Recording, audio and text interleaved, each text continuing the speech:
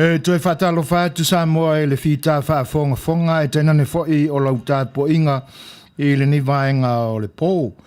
O le neua 5 minute te ainele Tuilaepa i te tonu o le poto au tua whasalalaunga si whonga le tau whau i le Aiono Long Beach.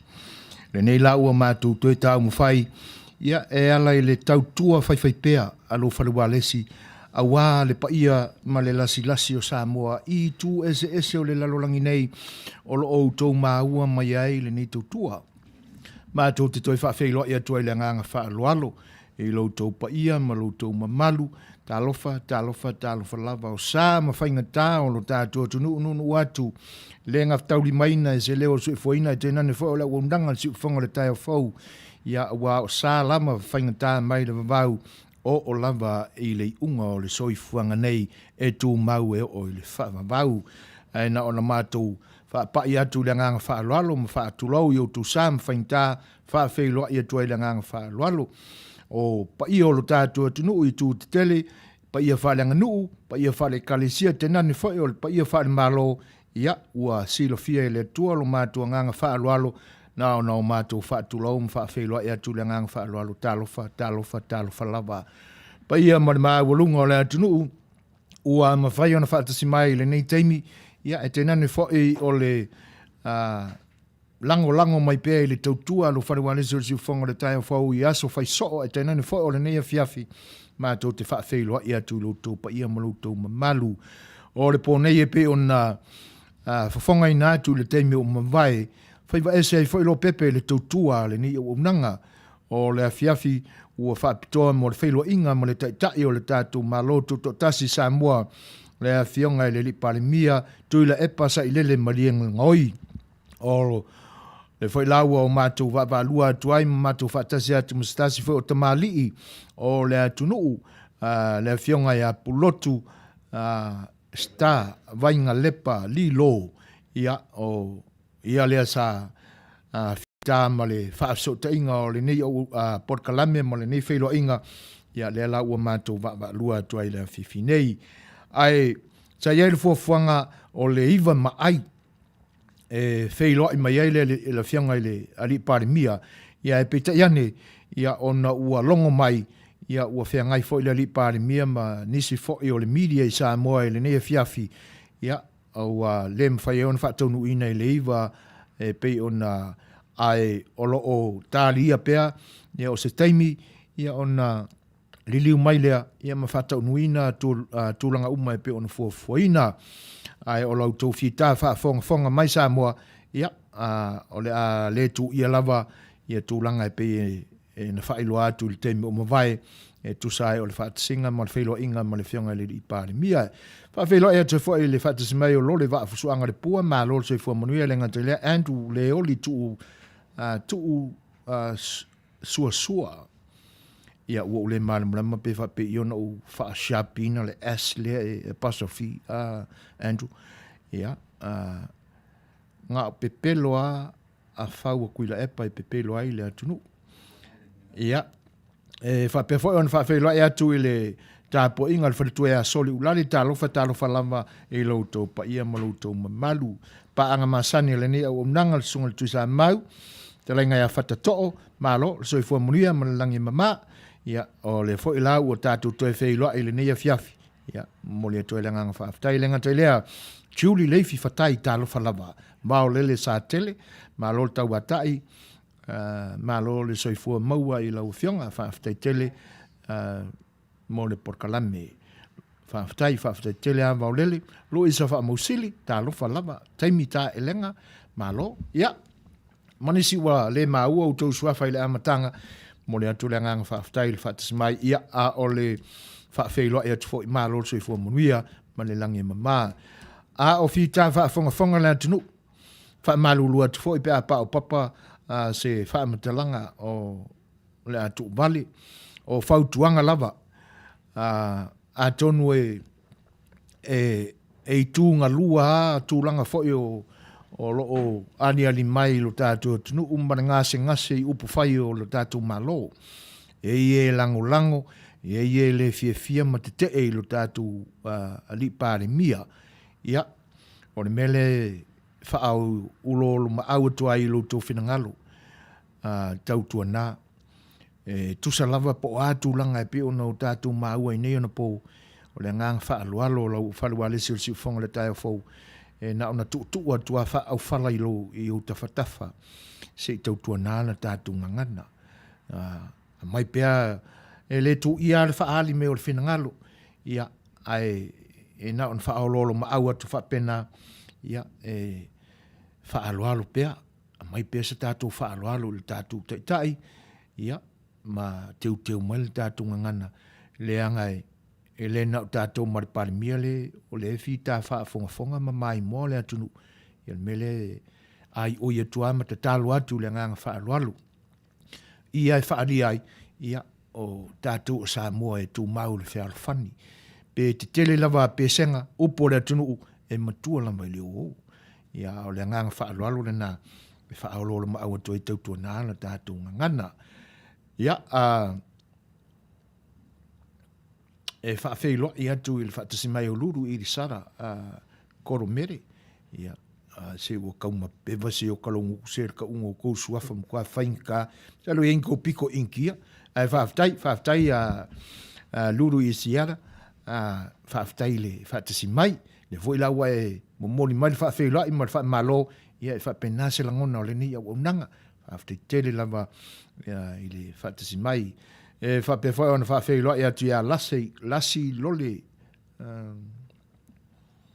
whea wangi mo i elingoa lofa so i fua Manuia lau sunga mo le au nanga ia tātou tau whaiwha Malo whaafei loa ia Malo whai so i fua maua i lau sunga le whaafengainga mena nau hafu nau whahu tālo whalava Malo so i fua vena whapewhai nā whanua sa vea si uleo ia ta lofa from so this is am you le ia so e Malo fa tai tele ana fanua vi tawa to lima ta lofa lava chief Malo so i fo Manuia ia o le night muli ai tu o kamba mal fa sawari e fa tai o nai ma watu Manuia langa vale tito fa ta lofa foi ia Malo e lenga tailea o e seta vito tawa ia se lau mana vale fionga tole fo Malo so i fo Manuia va kuska ko peselea ia se to siva mai se lau ia ai udi mai ia tu sa mau ia nga uma foi leo ko fa ko se mako kala ia fa afte tele antile ile fatisi mai smar fa humble beginnings.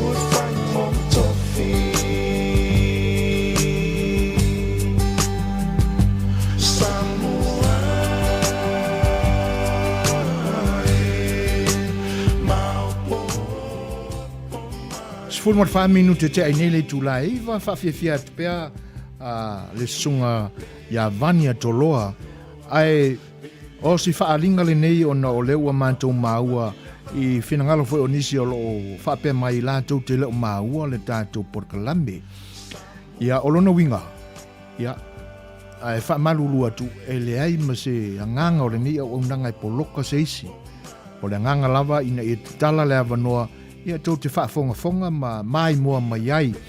Ai awha peo o tau le maua mai le nei au nanga i lunga o le Facebook Live. Ia, vai ane le YouTube o le si ufonga le tai au fau o lo maua mai ai ina. Ia te nane foi o le app, ia o le si ufonga o le tai au fau foi le app. Ia e tau mawhai mai ai ona o le maua atu I komeni mai telefonia mātou e nisi foi ia e whainga tāu na tau sā iri mai. O mea le wha malulua tua I le tūlanga ia ina nei pēr mai o mātou polokaina o tau ia e leo mai loa e mātou pēr aisea po le a fo ili mafuanga o le vaenga a ua le nā ua wha alau I loa atu. Nisi foi o vaenga e te tau o nā asia ia pe Manuia ia tau te mafuta mai ai matatu whaatasi ai le ne fiafi o le YouTube o le siufafonga o le tai o fau ia I te maua mai ai o lo an whaatasi ai le Facebook ma le YouTube whaatasi ma le app o le siufafonga o le tai o fau ia se I asia ina ia o le ase tūlanga e maua mai ai ia e whaftai tele lava I le whaafonga mai usi ma le whaafonga le tatou pesele.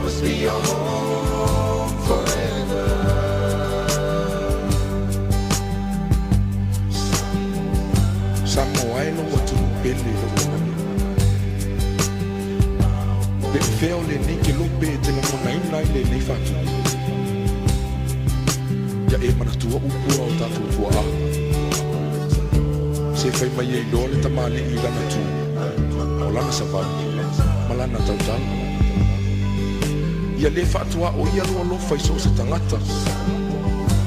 Ia aua ne tanu mia lau whaalo ala. I le suma lio neo leo langa le nei. Ma ia mana tua, ia whaamua mua le tua I neo matato te whaia. Awa pene te le tue fo I mai I au lofa nua lana lau au. Ia aua ne ngala. O oe o le Samoa moni.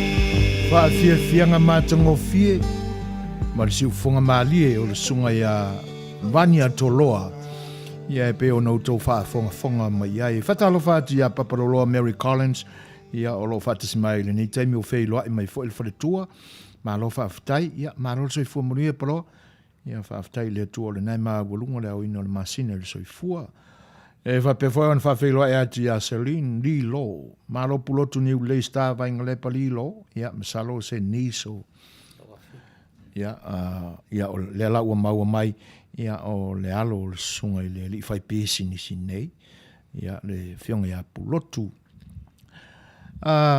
e pe ia ona vatu se wha matalanga I le nganga wha alo le temi o mawai wha malulua tuai e misi se usole ia atoa mata wha ia tainane foi le lau te lenga o le atunu o lo tau mawhai mai a le o Manuia ia o lo o whelele ia au ta whale ma o lo whelele ia I foi le te volo ia o le mafu angale na o le poloka mai o le tātou mafutanga I le nei fiafi e whawheloa ia te foi I se tasi foi o tamo le puni ala vau mafuta mai le nei temi lau sunga ike ngan mana malo le soifua Manuia whawhetai le atua o le nai ma ulunga rao ino le masina le soifua ma ua tātou mafuta I le anga le leo le tātou pāu le langi ma lo le soifua Manuia Ia, ai, o le nganga le na e wha malulua tuai, e le aise nganga o le nei au unanga, ma le nei whale walesi poloka se tasi.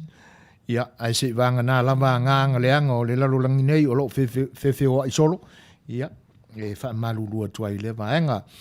Facebook, a whai ua poloka o le Facebook, a sia nei le app si ufafonga o le tai au fau. Ai le ngate lea o lunga o le YouTube. Ia, wha malulua tuai le vaenga. O le walua 10 minute te ai nei le Tuilaepa. Pe ia ona wha ali le taimu mawai. Ia, tūlanga ese fo le nea fiafi lau tau sila ma le fita mai mo mai.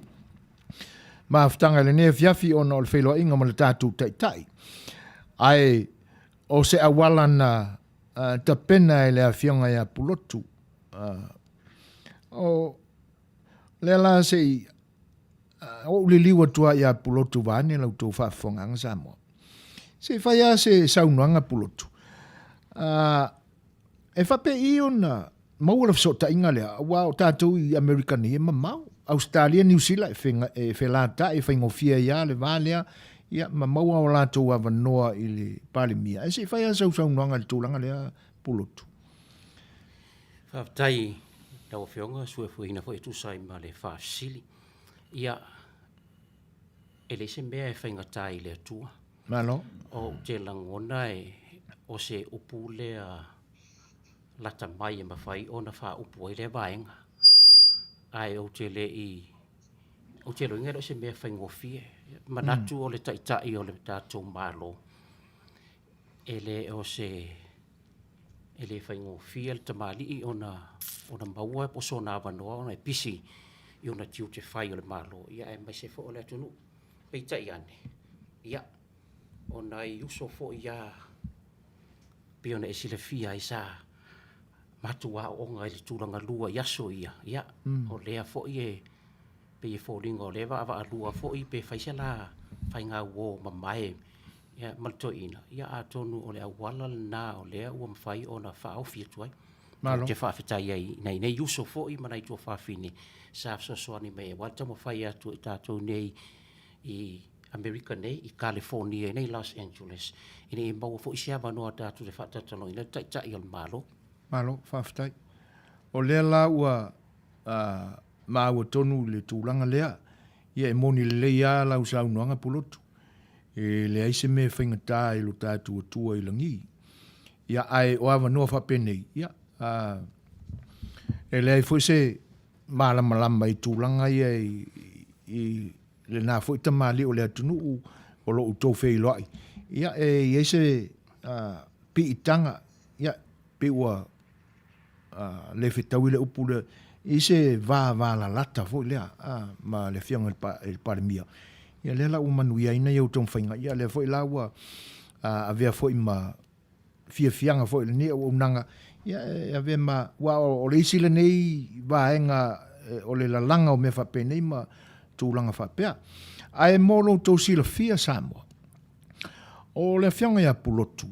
O lo alalam papa au i le ai o Riverside. I California i saute lava. O le anga i lea i le tūlangi saute. O Amerika nei le la tunga ale na e taua i le tua o ima Mexico. Ia le whai ele wal fo le drum le e whina wei nei ma le Democratic. Ia o ina lai le vai a ailena. O le lai e whatu ina aile pisi nisi fo i a le whionga ia Pulotu. Ia, mai se whai a se tala Pulotu. O le ale tu ai ngā pisi nisi le e whiangainge i malaua whionga i le nai tūlangi tau te a whiong papa oi. Whaftai le whionga mo le whesili mātangofi. Manatu o mātou e whaisi ma mau mātou ma LA. E pei o le tūto tonu lea o mea uma ma tau lai mai pisi nisi mo mai ei tangata e whai e la tō whaatau. I tūranga o tau maftanga. Ia po o loa fo. Ia e fia i tū la e ka laiva mai ia le mamalu le atu nuu e pa o lo pa au me o lo mātunu no foi. E o ia te au ia ata mana o fo i se talo fo i le weekend. Ia e tau sau ale nei me mamau po le lua I tūla. Ia le anga lapa le ia le traffic. Ia. Ia o atua I le wha I tūla. Ono sila fia lapa I tō sunga na vaenga. Ia ona o manatu lea. Ona o le vaenga le nei o le county o Riverside ma San Bernardino County. O San Bernardino County o se county sili lea ona te le ia Amerika atoa. Ia. I lona lau whanua. A le toa tele o tangata na i o tātou tangata Samoa. Ma na i o tātou tangata a o teilo inga ia o le pisinisi o le whale aina. A toa ai ma le whale o loa. Tau tua ai fo i le maru le tunu. A o teilo pe o lea ua whaso tai mai ia Samoa. Ma le Afioga I Palemia ia. Ratu atu I lau. Afioga fo I iwi. Malo. A o iai le nei taimi I le whatalanoanga ma nai mata upu fo I tali ai le mai ai o nisi fo o tutuangia o le Afioga I Palemia whatasi ai ma nisi fo o le media I Samoa. Ia, ai o nai vai sua ia. Ia se eu tau whaafonga ai fo I ni meo tutupu I le nei tūlangi. Ai me se lau fo I o tātou tangata o lo mafuta mai Samoa, Australia ma New Zealand. Ia pi va mamau tātou. Ai le I whaawawia la ia ni fesili la Afioga ia Pulotu. Ai whaamalulua toa ia tātou ia tau tala marimi ngau le tātou vānu nofo. E whainga tāo na o manatua ina au tō fesili. Le anga o loo anga ia ilunga ia le computer. Ni mo tuai ma le iloa tuai le mwhainto e whaafo I mai. Ai a tu sai mau tō whina ngalo. Ia maali lia wha mone se ono sai mai au tō fesili. E ma nei a le sau o le fesili a laua o Fetalanoa ia el porkalame ma le Afioga le taitai. Ia ona le leia ia leo tūlanga whapena. Ia o le foi la o le a tau mawhai e wha mau ia ona e le se vave wha mau I lalo au tō fesili ni te ua toe ngalo. O le fesili mai ia e vi taua. Ia e fia fesili ngia le Palemia. Pe wha ngai le tausanga whaul tūlanga le ua vai ei tu Malo. Ia o le au le tali atu. Ia ai talo sia ia o manatua. Whapena fo le fesili whatatoo. Ia o le ua ngo whaikawa le ua whaiakua ukala le ua ngalo ia kia. Ia o tūlanga la le whaau ioi atuai ma talo sangatu. Whaamole ono sai mai tātou fesili. Toi whatalo whaatu le whatasimai se uso le ia Nikola Ulu. Ia Malaysia vaenga. Ia toi whaamanatu atua ia e leiso mātou anganga e whaaleo I titi atu le mātou tautala atu ia pe poloka atu o tau. Ia ona o lo ia le au loto matau a mai le tātou mawhitanga le nia fiafi. Ia o le mafuanga le nā o le whape nei o le tātou porkalame lo tau le māua le mai I ona vaenga uma. Ia ai te whaau atu ia le whawhiawhianga au whaipesu whiwhiloi nei temi. Ia e wawai ai foe. Ia ona whaau ai pēr leo mātali tonuanga ma le Afioga ia Pulotu. O tālia pēr le temi e li liu mai ai. Ia so ta inga foe ma le Afioga le Palemia. Usi mai whaafonga le kako pese lea.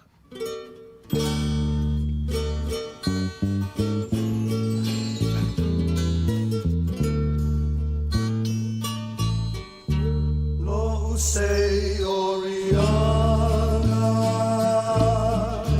say essa salamai, eterno fomai naunga, manefa amaliu liu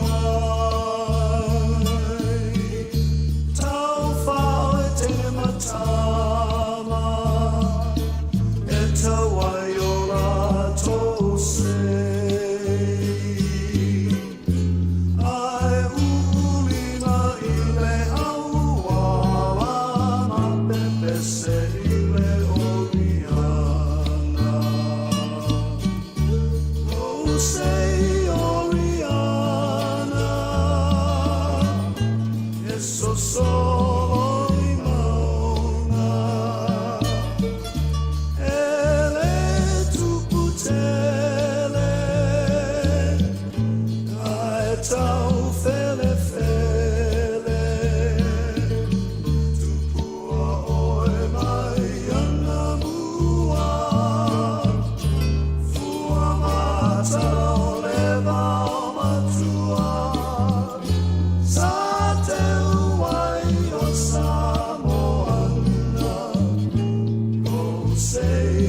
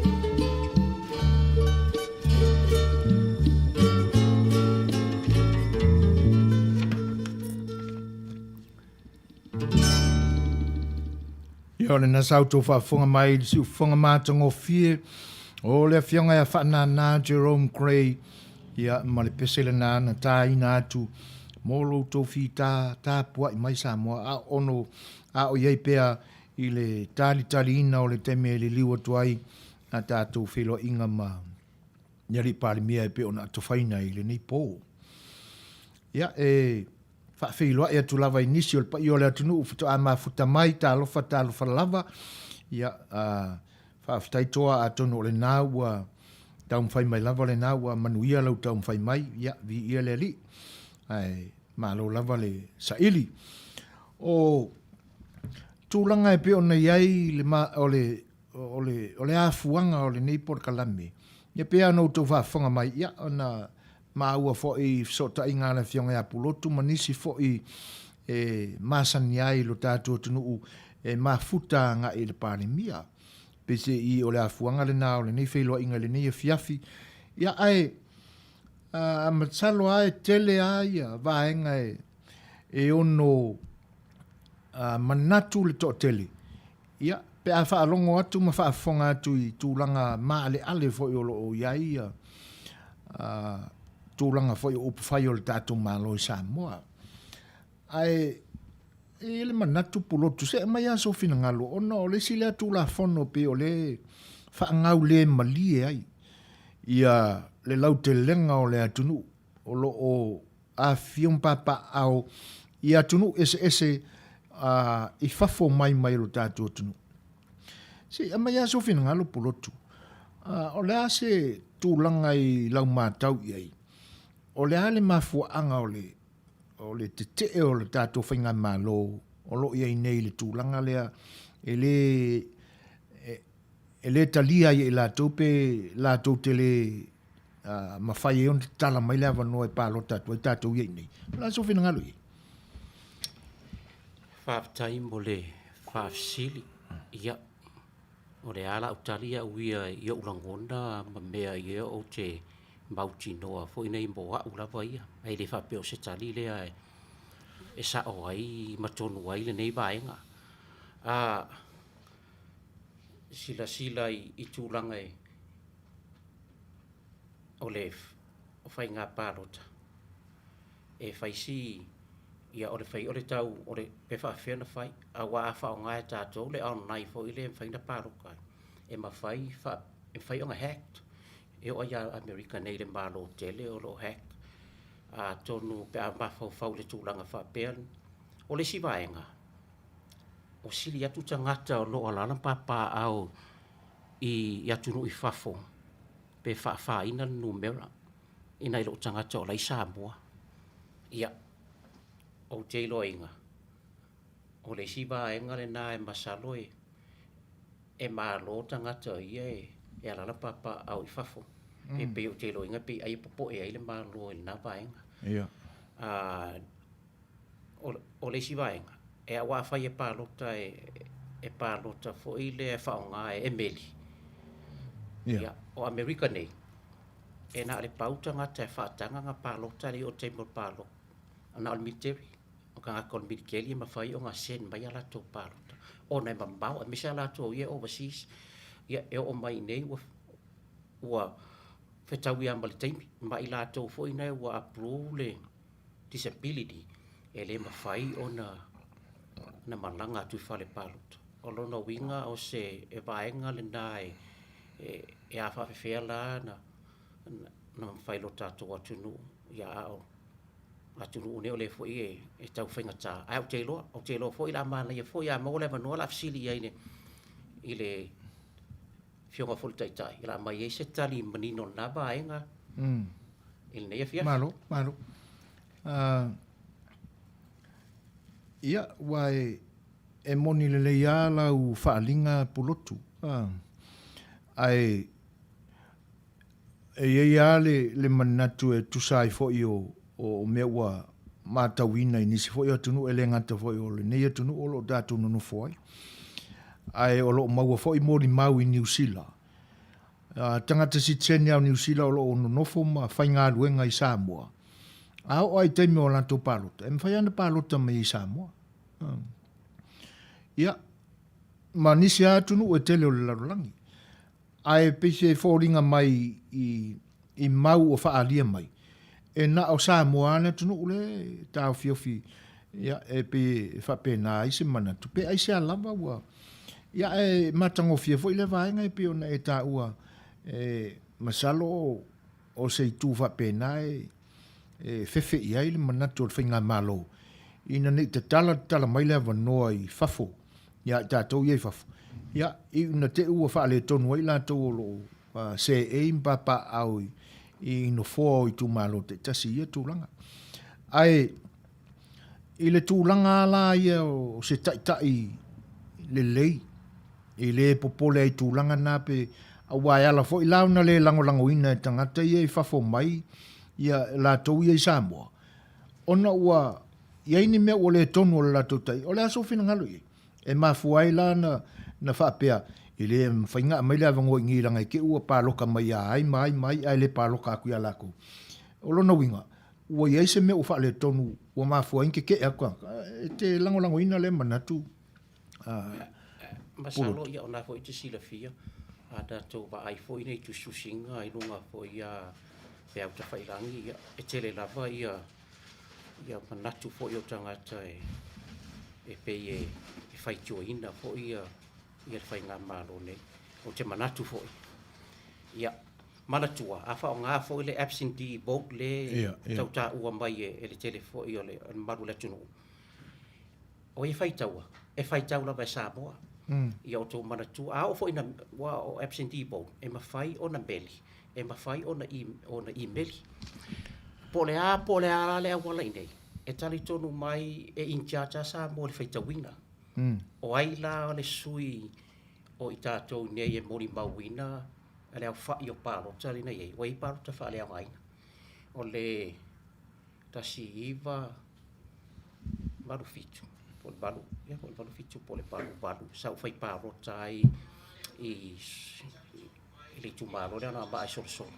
Ia, he atu ato ina fo i e matu ta uele me e kisi ai, o e fesili palito ina i nai suafa fo ina le ia asese atu ala ta whaasinu ai. Iona e kisi ale to ina ina vai tei, ona e kisi ale tangata se togi tonu wa, ona whai atu le, o se tūlanga e mānai a tele ina ia wha leo uma le fina ngalo le atunu uma, e mese tātou le papa au nei ia tunu i whafo. O wa o le alua tuai le tamau a inga ma le ala tupe, le economy, o le postinga e tātou le economy a Samoa, i tupe ia lafo e a inga i le atunu, o le e sa atu le atunu. E maua i vae ngā wana whapea i le o, i le arela o le vae ngā le tupe ale o le parota. O lau whamtaranga, se i vanga nā ua iei se komiti whaafoe i atunu rei tasin nei, na maa ia le, a whai tau te whai ala fo mai Samoa. I hoi la le tonu o nā vaenga. O le mea nā le tau fui on tātou popole i wai whai tau a Samoa. Malo. O le si vaenga o tau e o manatu Pulotu. Pe tātou te o maia i nei atunu. Mantua fo e tofu a tātou ma o tātou tusi folau Samoa. O tātou o citizen i Samoa. Saola. Ai, o lea lao le a iai le tapu le mwhai on tātou pālota, o lona winga. Ua lea lo ia la tātou citizen, o lea, se whai sau tala i le mea. E moni manatu ia o le ale alo ia ma le taulia la e lo kako o ngisi sama. Ia. E sa, a wa iai le dual citizenship, o le sitangata o le ua ia citizen i e lua. E le awala na, e te tau ona mwhaina pālota tangata o u bia pea i a lātou tusi folau Samoa. Ai e fo i lātou fo i ua citizen i atunu fo i whafu. Ona wha le au ngā ina lea o le lātou tusi folau. Wa oisi teimi le tātou a whiwhatau tō ngai citizen i nepe Amerika. E patu uma document o ia te oe. E le mawhai ona e dual citizenship, se ranga wa e kou furu fo i le process o mea na ale mea, e tau ona surrender, pe tau ona tu ina atu e whale au ngā ina isi citizeni atu. Au i lātou lo o mia pea i a lātou citizeni molo tātou atunu. O se tūlanga matango fia le nā vaenga. Ai a tātou mana na o e sui le malo. Ia, e tātou, e le taimile nei, e tātou te wha moe i o tātou a inga, ma le atunu o lai Samoa, a wā o le se lau pasene, wa le tauria se pālota, e whaino whapea, te se lau pasene le pālota ina, o le paia inga, a le Malo, poso se paia inga, e whai e Samoa, o lo tātou whātua tuanga le suinga, e whai e Samoa, a rolofa mai lao tātou a inga, ma manatu mai, a rolofa mai i le tātou fo'i pito la aulea, o le lafo atu se leni, whai o monotanga, o mea wha le lotu, o le tausinga o a inga, o nu, o so se mea, o te roa inga le i, masano whenua whapea tu le, e owa le 5% o telo a inga wha moe, po le afo le tunu, e wha moe mai o latu a inga ko i o lo i atunu i whafu. A le leila latu, manatu e, i au atu so tātou leo, o latu e whai ala nā vaenga. Ai o le taimi nei, Ia, o lea e fōlinga mai e, pe iwa se furu, pe iwa lima se furu, ia sui o le malo. E tu o le malo, i tu o le HRPP, ia la wha whea lana whai. E se longa whai ona sui le malo. Ia tu whai lana o tu lana whai. Ia sta no te lau, whionga sue fōina. O le whinangalo, o whata le whapea mai Pulotu. O le recent askui i le pāloka o ka kou o lo i whafo. Onga o le mea lavanga saua i mai le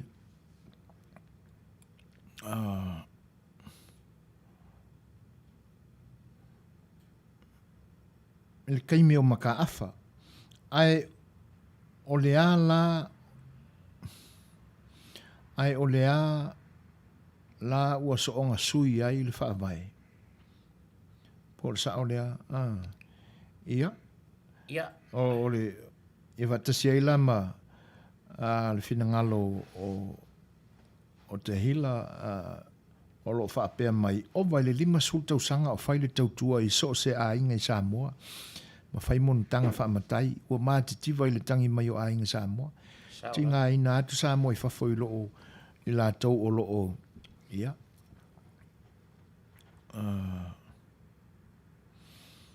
I la tau o loo i Samoa. Ai whai mai e kakaa i oi. E pe o finangalo ia. O le fwoi lai whaalia mai le finangalo toa mata wha. Francis Jose o le tali al PM e le malamalama tātou o loo i whafo i sui o loo pālota i ai. Ia, malo, whaaftai, Manuia. Ia. Si whaasosolo ne pe i lunga ia whinangalo le atunuu. Ia, ina ne i misi a tā ua. O hana matautia, Manuia ale kaimile ngei ua mawalo a mnoa so i fuina, malo o hana, i so i kofa ausu. Toa mata wha, e lea whaina lava le pālota o tātou nei e whafo. Ai ta tala lea wanoa, e o atua i Samoa e pālota e au noa ma se teimi whaatapula aina. Nā o nā alua tu lava pālota ma whaisi na e wala i titi toe foi mai loa, leanga o tātou umalava o citizen i Samoa. Ia, le foi lai whapea mai Queen Samura, ia e mawhai New Zealand. Ia, se vai lai le ano tūlanga ia Pulotu o tā whaitawina i vaenga. Se whai anea ia i sau. Whaftai, e sa o le finangalo umba mai o te ioe ma a mene i finangalo o whaalia le mamalu o le atunu. Peita i ane, o le ulu wa o le la au o lo i Samoa. A le mawhai, a le manatu le atunu o lo papa au i Samoa ma i a inga manu e sui. E le mawhai ona sui an nei vaenga le anga o le mau au tua le a alwhai ngā maalo le nei. E le mawhai, e le ai la, o le foina na tā ua mai e nisi foi o tamali i le anga o le mena mai le taimi mata a whai 5 fultau sanga. E mawhai e le maalo o Samoa, i le whai ngā maalo o na sui so se mea, pe a o watu le fitus fulu 5% o la tu sui, e mawhai o na tu suia. Tanga i foi le i le ao le maalo. O la mesa i le ao le maalo, wana o la tau sa tu oti lava ia le ao le malo e al mele wini ua 5 tausanga masui e mawhai ia ona e mawhai lava ona tasui e le malo pe a whai e fina ngalo le malo e whataunu le vaenga e lese mea whengatai le malo wa e la te umia o watu le fitus fulu 5% o no foa e mawhai ona sui ai ma a bea o tu la fono tau whaofi ia poni tu la fono fo i toe amendment tu la fono toe fa sao ina ia fa le mole fa le leia ai e peia e tate sua i o mai ai e tate toe ngase mai lava e le mawhai ona malu e lue a o fina ngalo ia na fa lia e le mamalu le tunu e sa ale o fai ale wa peno tar sanga tu le malo i o tato a inga pa Samoa ono ala i Samoa o tau e whaia le suinga. E tātou te le moambia i o tātou loa, o i le sui lea. Rai pawal me tātou loa, o le HRPP lea, o le SNTP lea, po le ala po le pāti, o le pāti lea, e anga ia le paenga lea. O le mena e anga inga ia. Malo. Ai, o lo uia na langona i le nā paenga, manela wa fionga ma le whaasi. Aftai. O le finangalo tā vita tau anu. I oe, ai te tau na whai tau whaatasi e le tangata, ia whare pālota ma komiti o tangata tangata wha maonia ai le whai tauina o absentee vote. Ia, malo, whaaftai tā ua whina ngalo. Queenie Samunda, wha mole le wha tonu o le South. Ia, o le lei whaaftai le wha manatu mai Queenie, le waenga lea. Na whanua sa vesi u leo, e le koe la foangi kupe i au ainga pe a pāloka i le HRPP. Umanga whai ai, e whai le HRPP, e wha kupe la mea uma e maanga ngau iai.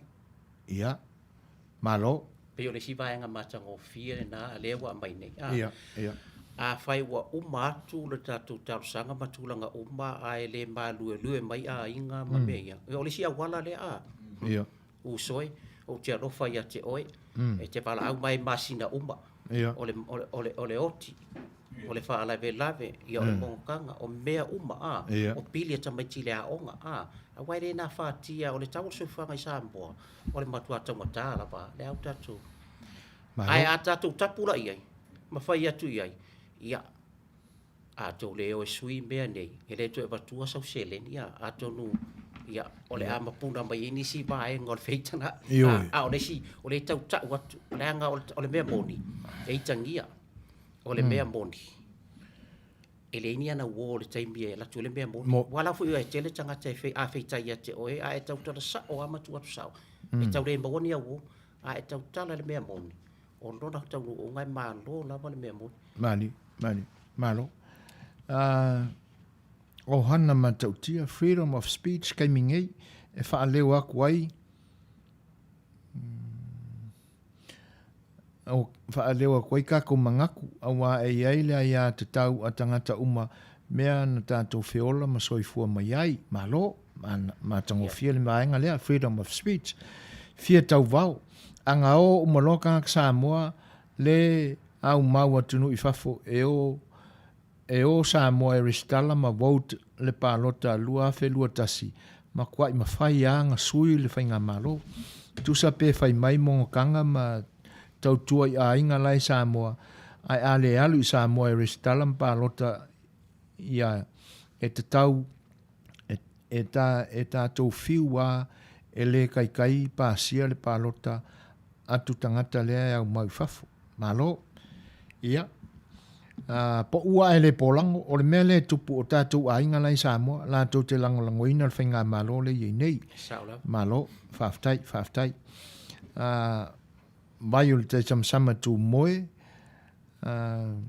malo le soifua lau lei ma le langi matafi ia whaftai te lea vai sia sanga levi e musu e whapaloka kanga lai fafo ke ili koe kū mai, le ai loang i anga kupe e maua e kausi ailonga ainga, ma lo whaftai. O hana matautia, ka kaunga makwai wha marusia o na tuu whainga wha tosina le ma fuai o na pālota se isi. Ioi, o isi a vaenga tāua. O le ase whina ngalo Pulotu. I le tūlanga le iai le pālota tātou. Awa atu mai a ianga o whainga pālota wha kemkalasi. O le matua i soli tūla whono a le pālota Samoa. I le system lai e lai whatinoi. Se mai aso whina ngalo wai. E pise i ole sā kapua i ngei pālota i nei. E sāne a veset se a fui se tupe. A me se la pe a whai o ule o ke run ngei le pāloka. O le tūla whono o le sina tūla whono matautia e sange a vese kupe se i stangata palota a pe o kulanga nga ole i paloka ka ku Samoa ale ova mal se lauri mas fulu afer le kupe ka ka failang campaign le kai Malo se o le tulanga o le system o le paloka Samoa le o alo ia e fa kem kala si po ole se so fina ngalo e faftai o ia o teilo ona fo wasila fia fo lo fa fonga le tunu un malato manino le na vaenga ia o le tatou atu no una fa vai le tua Samoa sa fa vai foi fa kem kalasi me uma ia a o nisi taimi o le oso e se tatou tua le leina le wa fa malie a mea ia atu mai la va ia ia i lātou o lo tūlai mai ia pe o lātou a ia le wheu wa whafoia nei vai o le o mea na i nei Amerika ia e va ese ai oe e mawhai foi o na charge ai oe i nei ma tūli e nyu tūlanga whawhat pui pui i nei i sa fra Samoa o vai kei sa o lava na whai a o mol mawina fo ia nisi case fo ie na le tūloa le ia lea fo i tamari alu loa wha o ngā le system la lea le option lea hea wādua i o wa whaila na tangi tono le whamasino o te le whai atu nei la pe corrupt o le mea nā le atunu ai o lau whamatalanga ia o atu loi o watu le tangi sa o wa ai a la whai ia o ai a la whai o watu ma le ia ma se tūlanga fo ia o se mea tau mawhai o i le whale leo to ina lea a mai ma lesi tangata e whaalua ina e mori mawina pe moi watalia le tangi wha au fi abel wha masinonga e ma whai ono solo fua tangata wa umana Malo ai tainane o le tūla fono lea e kiuti umai a tangata ne o sui o Samoa ia vai sa vai fo ia so ia tātou tua e atu to ina nei te e atu tu whallo lea ia so ai e toi fo i lava a la uia wha amtalanga ia e whai lea mi o tonu o tūlanga nei e le tau ona tupu mai ia ai a whai fo i la o le asu o le ona e mautino ina nei vaenga la asu fo i ma avel whalwa masino ia a le mele angala e ka ke ala ka ke e avela te su ai a mo mele unga le whamsino nga pe ka ke Malo e le mwhaianga koe e le o ko meke e la ka alu ko umpe a ka Malo e koe palo ka inga e koe fo i e koe ilo sui e koe palo ka inga e koe fo i le ku Malo ai whare au ngā inga a whai ke Malo a whai o le e Malo i lau kangi o lea a Malo la i le kangi fo i lea ia o ngā whapelo le whamisingo o le a koe whai ka mai palo ka laiki o le ku Malo lea a koe fo i lola i koe palo ka a o le iso tā ngā vaai e ka koe palo ka i pe a ka Malo o ngisi kaimi e kai kausanga o koso case ngi ia e alo rua fiwa e alo rua fai me ia makau a o kupe la pio lenga sa ngoai o ma kwa kele o se ai kala ngongi i la wali e fa upu fai mai a le la va kupe e a wai ke e ke ki ngai ia o le fa pe mai fina ngalo o Queen Samunda so foi na sa mātou malanga i sa moe whaile humanitarian project ale SSIG Global Council. Sa mātou wa o atu i le ofisa Pulotu e whaafowina mātou le stara. Sa mātou whaselingi ai la le loia ale SSIG Global Council. Pe ai se a o le mawhai ai o na whaia le au nanga lea e Pulotu mai sa moa o no nofo mai atunu umamau. We o loo i tutonu al Constitution e mawhai ma o lo i tonu fo'i o le website le vaenga le ma fai on a register mai ma vote from overseas ai tali mai ko msinga o Pulotu e le au mai al governmental approval e go ahead ai and they have some new changes for the process o lona winga na fesili ngia loa Pulotu le melia ngo foro mo sui wai ya o vaenga fa pene ya ai malanga i Samoa i me fa pene a wone e manatu te watu sina ba yaso stasi ko na yaso e sawa a fa ta mo e la woli i Samoa next thing you know wa ono masino e Samoa asta ma ya tunu wa ia fa mai mo ia e mo mia o le tusi mai ai e mo mia le saini mai a le pule e lo nei le tangata e se le leanga o sistema kako o na winga o la ufa mtalanga ai pe ole a po le fa pe is constitutional right e sa uma ia fa mtalanga le tunu e mea nei ai ale tick off ale maka mai lava e le fainga maron nei fa mai go ahead and do it o ia ngase uma mea uma nei ya na le paule me fai ora fa tau no mai nei mea uma ma alu sa o le vaenga nei o le swing o le fainga malo i lo la ngona ale pau na le tali na fa fonga mai le tunu na le pau ale na ele ia se si mes pe tatou te soalo pule le aso a tole nei ele mafai ona suia Malo whaftai kuini tā ua e lo finangalo le wailu atu ne. O le si lea mea kuini no maua mai le whatalanoaga fo i manisi fo i o sui mai le tātua tunu. E whai mai le whamatalanga anai to ina na sa whatalanoa atu lunga nei. O le tūla whono la lea ua ta oto ai nei. Masalo la o le mea le ua sui e la ua li kalunga kou fisili kuini. O le mea la ua ta oto ai nei le tūlanga lea. Se ilonga e ono masina e te nofo i Samoa. Fatoa e anga wa e register o ile lola pā lota le atunu. Ma e pā lota ilo. E whainga tāo na whai ini fuanga langa i tūlanga whapea wai. E le mai loa i ato inga tūla whono ua ta sui solo le kakou whainga malo. O le a vaifoi, ta asta topese. Ia. O ngā toi wha awa leo tanoanga. Ia a o tā lia pēa, ia le wala au mai, ma le fsota i mai, ia a e fo i o lo o to ai tonu i ai, ia le fsota inga ma le Afioga le Palemia. Ia on tātou toi mafuta i le steimi o mō pēa umore peselea. Hey guys, we need the right samples. Yeah, go for it. No more about this. I was talking to my neighbor. He lived down the other street. Get on up, get on in. Come on now and let the party begin. Yeah, boy. How low can you go? Death row? What a brother, no. Once again, back is the incredible DJ. In the mix.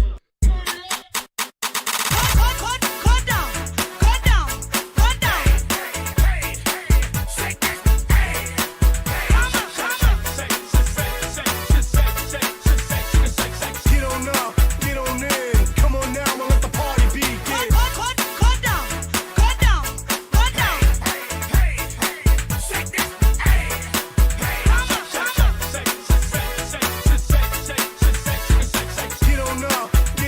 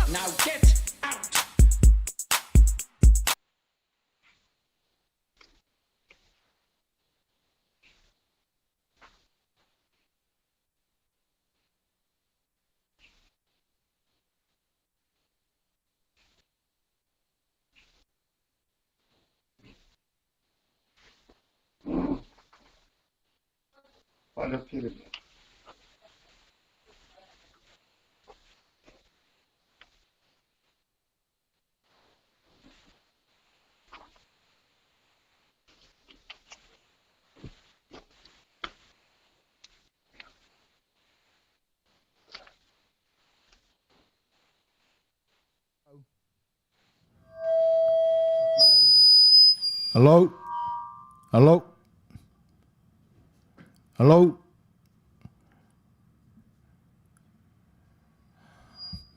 Hello? Hello? Hello? Hello? Hello, hello, hello. Levau, talo falava.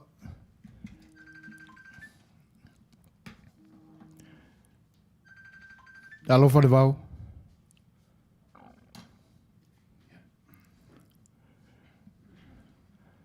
Hello, hello. Hello. Hello. Ia, whaaftai o le naua maua atu o langona atu ia lo si fonga le vau. Ia. A ua ready mai loa, ia, o le a maka kakau. Ia, leo ready atu ia mau nei. Whaafelo e atu langang whaalolo i lau fionga le teta el Malo, lau fionga Tuilaepa sa ilele Malielegaoi. Ia o le nganga whaaloalo me mātou te whaafelo e atu ai lau fionga talo whalava. O lo mātou mā ngā lue atu ma, wa lue atu ma le fionga e a Pulotu. Ia, whaaftai fo ima le nganga fia o no umo mwese awanoi ia i mātou ma mau i nei Amerika. Ia o whaawanoa mai iu teimi tāua i le vaenga mātou te whaafelo e atu ai le nganga whaaloalo talo whalava i lau fionga. Famalo. O te tono nafo e mau o tōp so ta inga o Talanoaga o lo o whasalalau atu i Samoa nei i TV whapevo i Maletio o na tulanga lewa iau so ta inga langi i Fetalaiga o lona wenga o nafo utau maua mai i a whasalalunga ia e watu nei ina ia so le lei ia tulanga o mata upia watu Samoa nei ta foi ona o moa to fai mo pasala longa ia watu i lunga o penga te fai langi ai ni si mata upu to fietala no sa o mai ai ia te mile nei le mo wa fa ia fa tai la wa fionga le Manuia ia Pulotu nei o le vaenga o le aoaonga i mene tau education o ia ise fesota inga ale tatou Malo i Samoa ma le Malo tele nei o Amerika fo i meo scholarship ia po tūlanga fo i through sports i nei i le matou Malo tele nei po ia ise po i se fo fuanga o ia i fo i le navaenga ele o tele ni sota inga tau Suasua al Malo Amerika ma tatou Malo nei pe li lifa tele ala tau Suasua ave Amerika Samoa e iaiana e Suasua la mai ai ole latou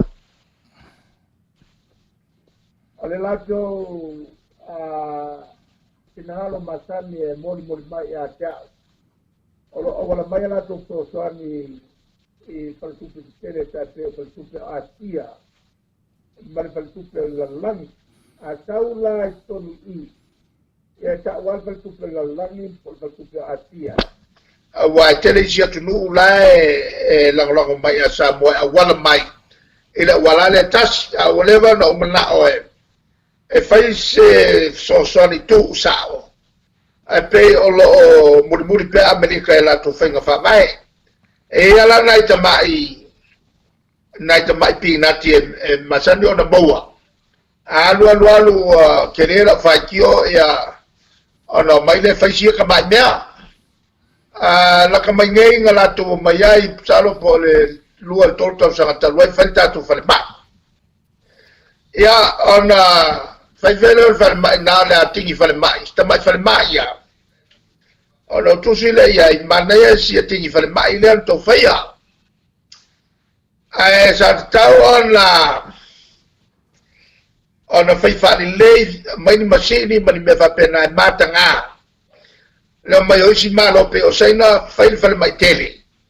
Ai, kau mai o kou o ia mato isika mai whare mai. Malo. Le lana o whaia sa au tusi atu I le ampasa le Wellington e foi malato ofisa nei a maua sina lato luas fuafe tala no mai le fata wenna no fo si lato fale mai ne fai o fale ono ya la saurola e ole al savali mai Wellington e fai mai ora makwa fai ka ngasu e mai se luas fuafe va con le malo pico sini o nga milonge la mai o tulanga na e fengo fia o nga sa ili so ngo se la wa fenga I lo sa ili se lo suafe e malela te fia ta watu le wa mai le o se la wa fe e o mai ko fa le ya kiri le fa mai o o fa le lo le fa mato ai nga nei o tangata mai valele matau fia ina yo talia tulna a leo te fatu manatu ile malo Amerika Samoa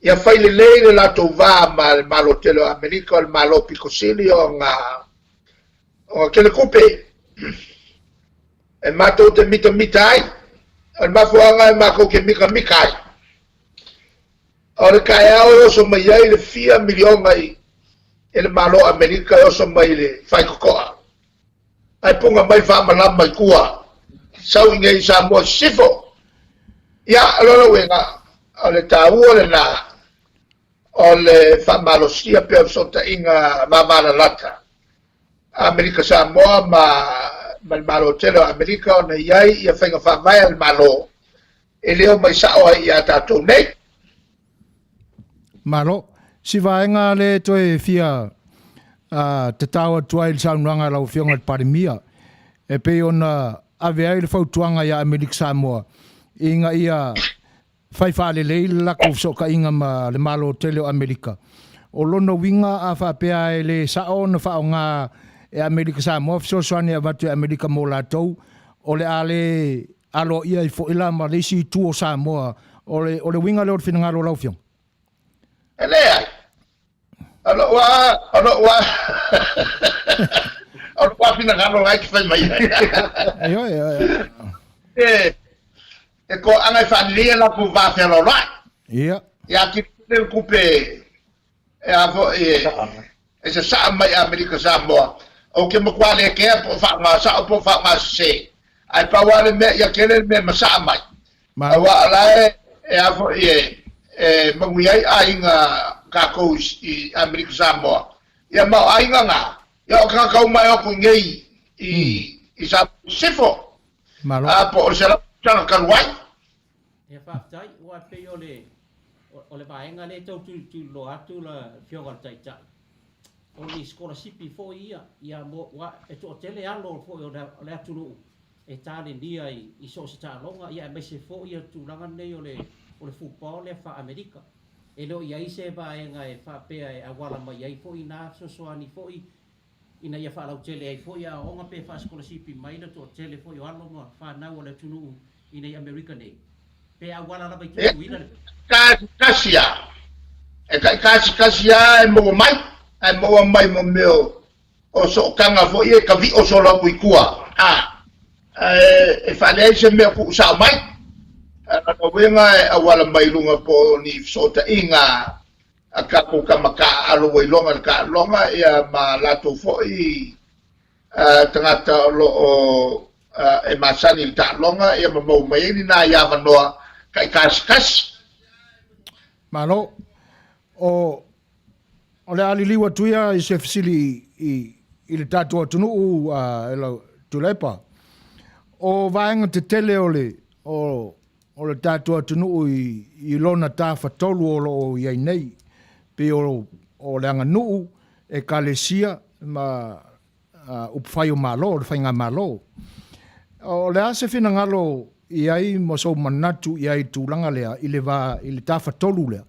E lango tasia e mai se vaenga e tasi pe i se vaenga pe masi ia ele anga nuu i le malo, pe masi i le malo i le anga nuu, ma le e kalesia. Se amai se manatu o lau whionga i le kulanga lea.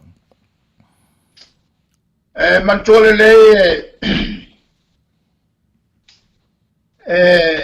o tato tu maanga fa maloes e mulmuritai umai fa vai le tula fonsili le na association no e me se foi America o le tulanga le le angano ma fa kerusiano o tulanga tonu na fainata le tu ua tu tonu fa vai ia meia la ia te tau o pulenga manuali fai pule e le tu tonu foi fa vai le tua Samoa lai luma le upkomoa o le preamble o le vangalanga pe se fa va fo le kongo articles e le kongo fai upu i longa fa vai lo no winga e le kauria le lana fai lo tu la fono man fai unga al fenga malole nei o le atu uma meia tu tonu fa vai ina ialo ia le iai tu ma no sa mo me se pulenga ba maluali fai pule o le ki a tona le no sa mo pulenga maluali fai pulenga fa matai ma le melo na lua ia tu tonu ia upu ia fa vai le tu sa mo ko le fakul fa vai e lo tu fa vai le wa alo no venga o le ko ki o mo se ka sanga ka fa o le fa vale le tua o le ko fa vai le se me o ye ko o kingo o le fakul fa vai le la o mala pasil mele na ile no fo ingale nei ele una malosi al tato malo le la ua tonu upuna fa vai le tua Samoa, le tua temane, le tua lealo, le tua leanganga sa. Ecco casi la mele coi, o le aiale a rinfai pule, ina ialo ia po fa la po tonga tai pe o ekaresia, no na winga aiato tele, ina ialo ia fa vai. Ia me kongo la nga le fa ponga iai ia, kula fonga kolu ia vevesiai ia le atunu taimile nei ia tangata le malamalama la u fa malamalama la u malamalama o mela ia lua ina ia malamalama ia tangata e tolu mea e tonu fa vai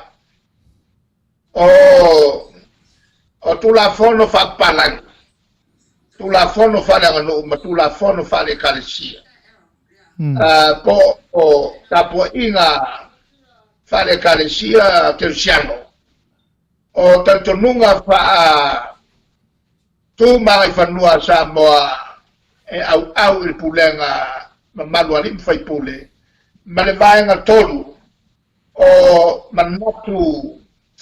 matu la fono fa palang ko pa wala le mele ko nge misalo pe ko bua masingo o molole ole so la pulenga le fai fi anga itua o pe ko yenga ngisi ke unga o ko mai lola e tonu mo le fai unga fai u ale parlement ole wa to tali atol na lo sini le na mai nei o lona winga la Tuilaepa le mata watu o lewa i tonu uma o pulenga fa le malo ia a mesa ia pulenga fa danga nu o lewa wa ilalo uma pulenga fa le malo ele ese el malo o fa vai le o Talanoa tuai wa mo mai ai el va na ese le ina ia lo ia el tulafono pulenga malu matai ai lo melena o fa kwa lo ia lo kai milingai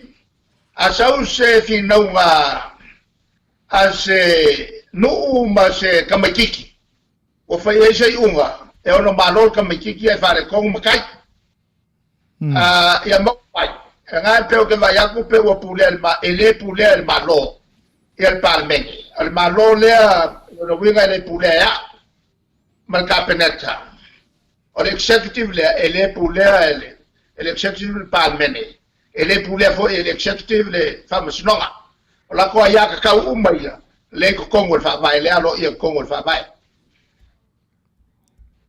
ia fa tai sei ta tu se atu tulanga nei wa o tulanga fa pisinisi wa o tulanga le o te afia ai foi le o le ala tu le fesili le o Feagai Palemia ona ole kalo le sau mai fiti ia o le tele o tangata ia o mai foi o le atunu le mamalo le atunu e mai e fa tau ta o fa mai a mai le talo fiti o lisi taimi o tele fia le mai fatu o le se talo na fiti o le talo na Samoa le talo ni we o iai se po nesi a Samoa ma se tulanga wa le o mau mea ai a fiti i le talo le ni we ai po iai po se fofuanga po o se vaenga e mawhai ona toe to ina ma fa ola ina le talo ni we le mo o iai le to tele ole atunu ele ai ma se ka ko kula fa kula fongo e ka ke ya i fu ya fiki mala ko fo kalo o me ana e pule al malo fiki na fo ka ko kula fongo ole mare tulanga la mo le silfia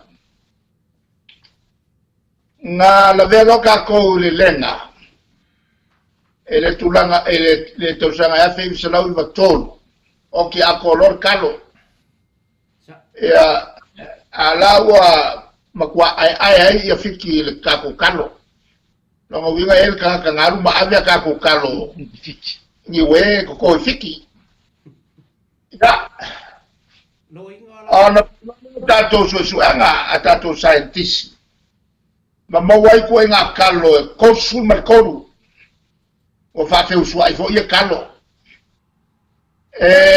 ko sul ko nga kalo e se nga bo mai ai era na fini mai ai talo todo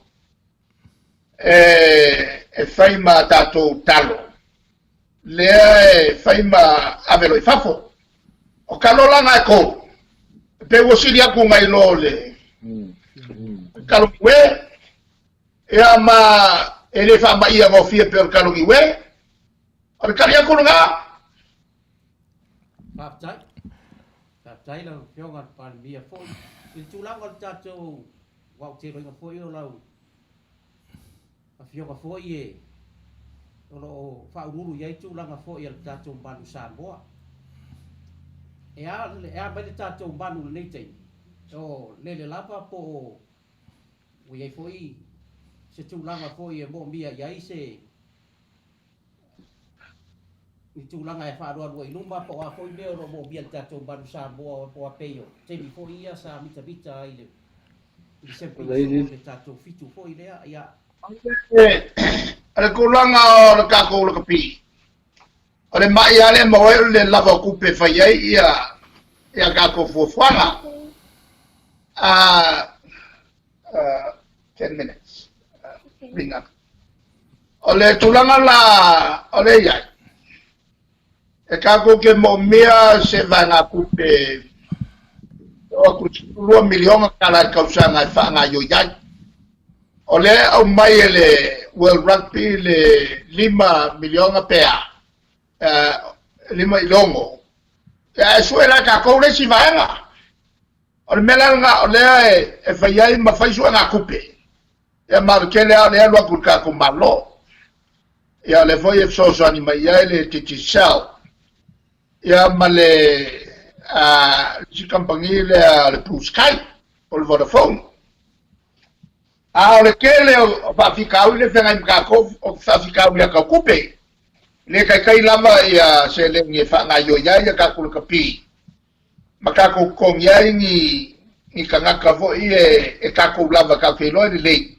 ya le ai fa maka ko fa lango le la kapila na lo lang mo mai ngai seleni o le vela ka finga wa le ko como Samoa ele fongo singi la kapi le lawo awai ya mal kulanga nga le o ke finga wa ngai ya fa feololo seleni o mai fa ngai yo ya ka ko kapi mangkola le 5 milion le o mai o mo me kala Samoa kusanga nga le lua over que isa le lua milion kala Amerika yo le kala mo aku nga afai fo ya kako su nga ku pengi e ka le mawa se lua se fu afe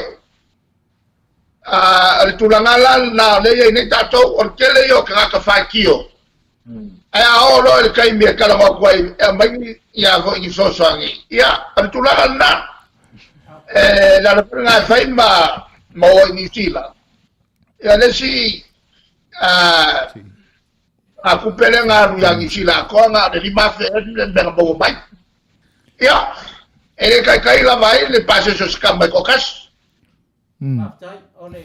aftai mo fa ngal na vai okay do lang le la passe le di on le nga la sponsor nga ya yo ke pa wa ke lo ande le sponsor yo ke le fo ko ka ma nga ke nga ya se ko isi Malo se le si pa nga le siningi ma baru le tu i tu i fafo o le pe se te mi o la ba wai ta tala ba se ba no mo ba to ne yo ta ta nu se fai tau atua nei finangalo le atunu le fafsini mai Tuilaepa fa mon mole o le finangalo le sunga ya mau to tasi Samoa a fai te tala le palota mai atunu i fafo e au foi ona tatou tilo i le tūlea ini sui tau wā o lona winga o le anga wa aloa foi tangata o au mau i fafo e tā mo i sui fai pule o se popo enga foi lea i le tala o le tūlanga ia pe folinga mai o loo fsilingia le sui lea po le alawa le mafuanga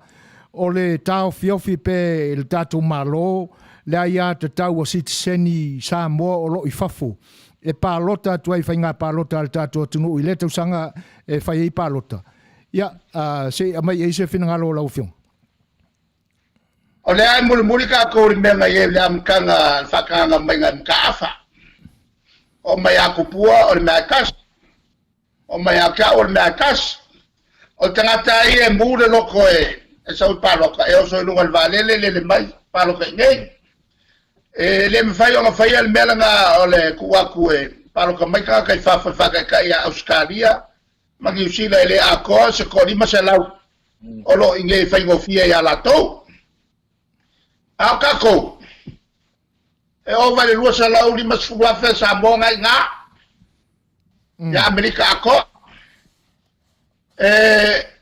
masalo ko ya ko sala wa fe ka Samoa ya New Zealand salo fo wala ka sala wa fe tangata lai oi ya Australia ala nga le lua sala wa fe ka ya ngai a kala melnga alonga wenga e mwangele ya le aka e lopo pa pa vo e ran ka mo mangisho ko lo wenga wa mo wasi pa mega mkaukia e pule mai fafo e ka ko ai le mar bala mai me e fai Malo la na la o ko o le o maulunga soifua ngau ko soifuai fai le ngale le tūlanga le pe ona e sau noa Tuilaepa se makura e fai ngale ke sol kula fongo se i kule loa le ko fa fo mai o kipoki mai ila miolanga o ye la so ka ko nga ele siksengi fai lol siksengi inga e fa ngale le la vango lo bawa ai so ye ia le afo il popole mai ngai bawa il ko maulunga o le ai le nga fa fo il malo ko ke lo vai mai ya ka lo va ko ki ya ka pe ka ko New York ya ale kula nga Malo eso ye ko pole mai nga fo e wo va ya wala nga ke lo ka ko o fisile e Fetu lo pe la o fionga tūlanga le o le wa O le ua whaingofia ua la whaona pōnei. Whanonga ku ngai karango mai ale vok karango aku. E oe, o le tautuli loa tu vaenga ia langa ngala e alu loa ai le se ku mai sa vangoa. Inga nge ngalo sisi vaenga ngai. Langa o le whaingofia loa ku vaenga ngai sa ngoa. Iai wha mon mon. O wham kalaku. Kau ka fiofi, kau mai kau ong sa. Se umako ngo wha mamalamba. O mera ngai ku puai le mamalamba o kou. O lo ke le vave. Ia e ong sa. O ele te usu. O au le kari. Wa whanau mai. Ia e mana e fole whaima to vama i kewa e sela. Ai maa ngai le ko le sela o e ko inga. O le o wame aku. O vai aku e ngau ngau. Au e ke ngau ngau. Bueno, mol meo le fai upu fai. O le vango foi mai ai mea ngā. Anga wha pe ke o ke papore. O le vango tike i au. Ai ke vai mani. Vai o leo ke karavou. O leo ke fori. Voa wa kia oiwa ko inga e karavou ia kia. Ia o kulanga e whapengam whapengei. Ai. Eo e malo sua. Malo sua. Malo lava. O le vaenga le pe ona fiatuli loa tu pe i lau saunuanga Tuilaepa. O le o tele vave whanga solonga o le soifuanga nei vai teimi. Ai whamata e a pe au tau te talaina sina awa noa voinga le i lunga o le upenga te whailangi. Pe whaise website e ma whai ei wae e lenga whakia uma e kangaka uma pe ona e whaamalau mail tala whaitau au whai o Samoa i whafo o mai o Samoa. E le ma whai langa whaisinga vaenga whapenga e pāloka kua i mako ingei. Ia wana whai lawa e saunua mai.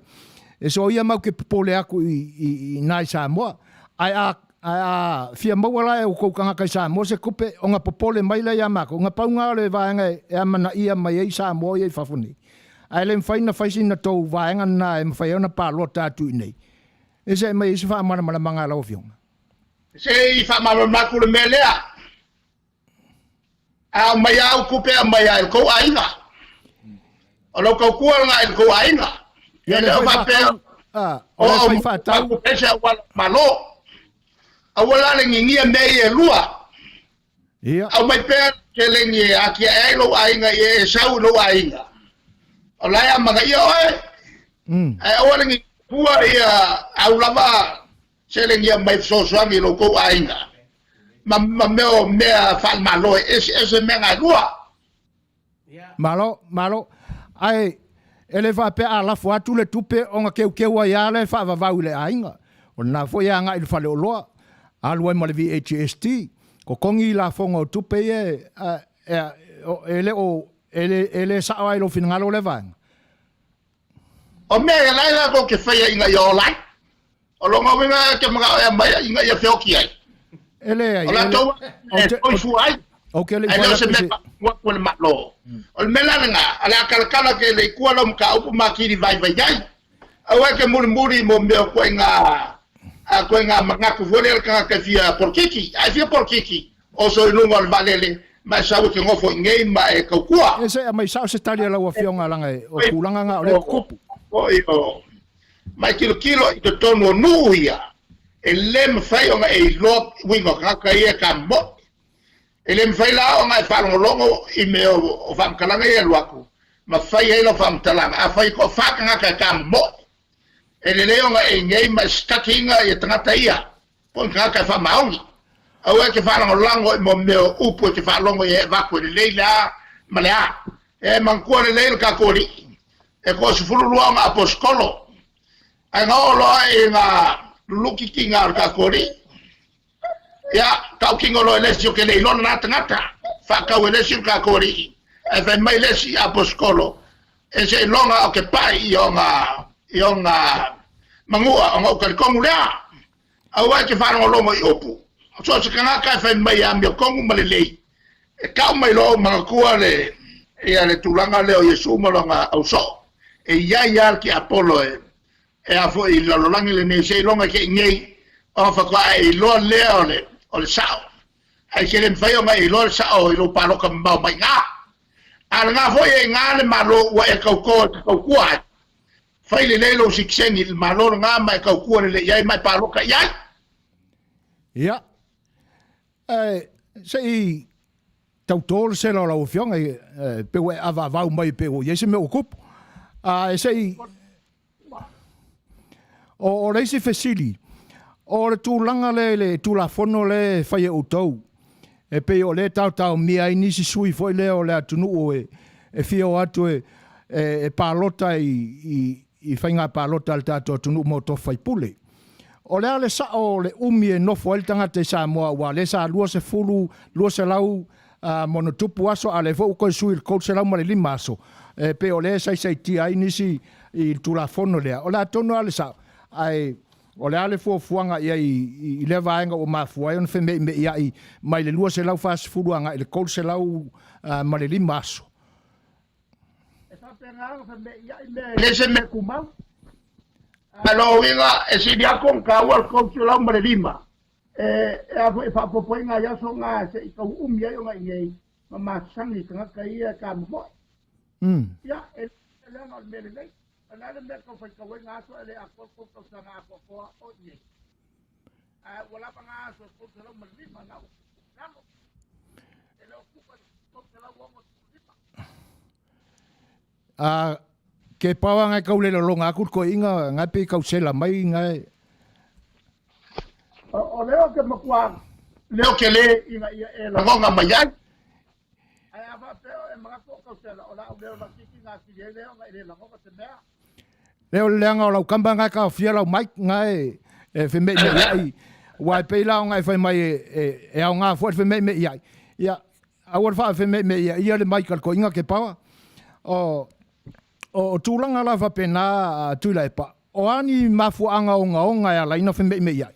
E ini mafuanga.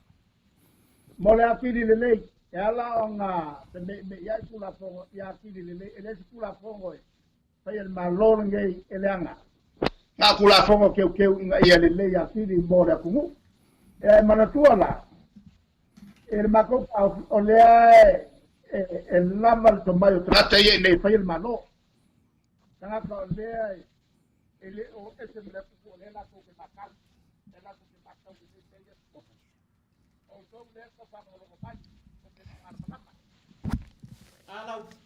lau Feagai Ma Le Palemia o le whapea mea ko spulu koru so o le di whaola a ngā le peksa wo me ko spulu lua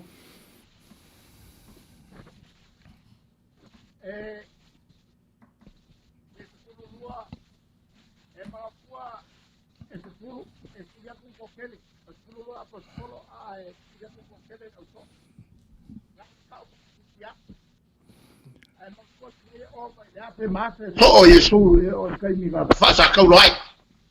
al spulu lua lea mangkua ngalu alu sulkas yang ko fa popaku le les wala ba ya nga lo le fa filo yaku aposkolo mau so Malo, o le tūlanga le fia maua tuese maninonga.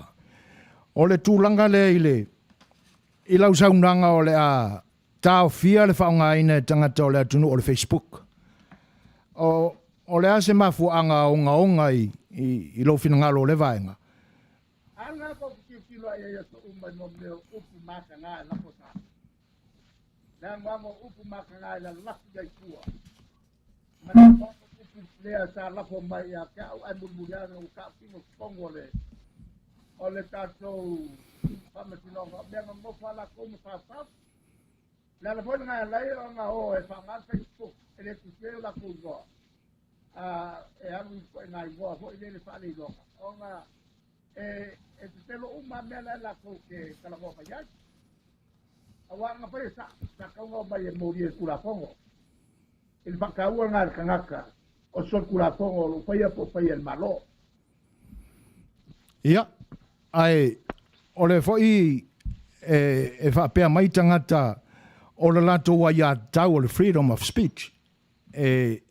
Ona o le foi e solo muai la Afioga le la lau o isi tangata i au saunoanga foi e pe ona maua tu foi i nei la matu whalongo.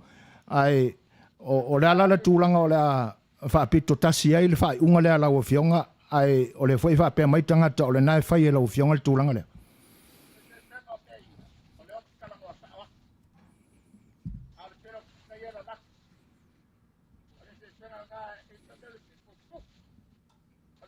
le ya ko ye fa ye fa la longa e tau ko lo ko fa ma singo ai de te ane ko mal bele ane ko o le ko kala ta o mo ka ye ku me ia fa me tanga e kele fo me ia e ka wa ya e ngo ka ma me milo mo ke le wo ka wo ya ai o ke le fa ya la fa ya ku la o fam kalanga mo se fa te inga enga wa vesi mai tangata I le Feagai sa o kam fai fa makala o ka ka inga yai o le sa tau tapa ia o no me ia talo ko fa yai mai na ma do pa ka ile mal mala pa ye sa to no wena e makua la velave me io ai inga ka Feagai ele o ya ir ma mala mo tatu tanga to le ala na tatu tai tai le ala na tapa ai mo meo o lo ye o me fafo ai mese o le kero ka ko kai nga kai mi ele lo ngan a se va na foi la ta ma ai nga sa ye te mi na o le fam tala nga sa na a wo ngofo ia la to ia ma mi milo upu ma fa pe mai wo fa pe atu e vale ka ma ai nga le la sa auto fa sa o mori o tanga foi le foi mi milo au kokolanga inga ia vange ai pengo o kokalai le foi la wa se mai e mai o no le tau mai ai ai me kawenga o mal ka kalanga ia le ale e fa le mau atu e manatu su e pe si tulanga si fisili o no le wa o le temio tauninga lotu nei a matou Ko tasi pesili le ratu inatu. O a mai al tato atunu mai le corona. Manuia po o antulanga mo mia. ole ai Manuia ole ai Manuia le lofa malanga le tato mtai sa amata tato por kalame tau fia ia tato borders ia na faile o le fituaso tau sanga manapongi Malo. ia ele mamau atu na toi fai ai sauninga e kalesia faftai le tua o le pui maratuia pea o le tato o tinu me uma tato te faia e tato te faia pea ma whano lango e le taitainga a le atua o le Feagai o Samoa. Malo, ia on me sili na e ma watu o lo saunga le bu pea ia lo tato tunu I tūlanga o wha mai pe ona iai. O le fo ia tangia I le tūlanga lea ia le soifua manuia o lau Afioga. Ia te nane fo I lo soa tau o lo ua lau maik. Ia e ono pe ua lua vai. Ia o le tūlanga la na e pe ona watu fo le saunuanga Pulotu. Ia kongo o le aua wha ume Puloku ka ko kanuanga ia whetau I fo ima le tūlanga e pe ona tāpā mai e lo soa kau o whaiwhai ngā loku. Ia, whawhitai o leo wa māua atu o ngai ke lua loroko. Ai, mo le neia fiafi. Ia, ia le manatu o le a wha umaia ma wha ngatai I le tātou whisota inga le nei taimi. Ia, tau puleo lai le, angale lei o le tua I stai au mua. Ia, koe maus kako whisoka inga ma, ia le manatu o le a umi on kako karangoa. Ia se o mātou malama langa e whisi mamau mai o mākou ingai Amerika. Ai le lei o tau ma Australia ma New Zealand na e whela ta e mau e pia wanoa lau Feagai le Palemia. Ai mo le nei aso mo le atu le nganga whaftai I le whaavanoa ina o le teime o lau Feagai.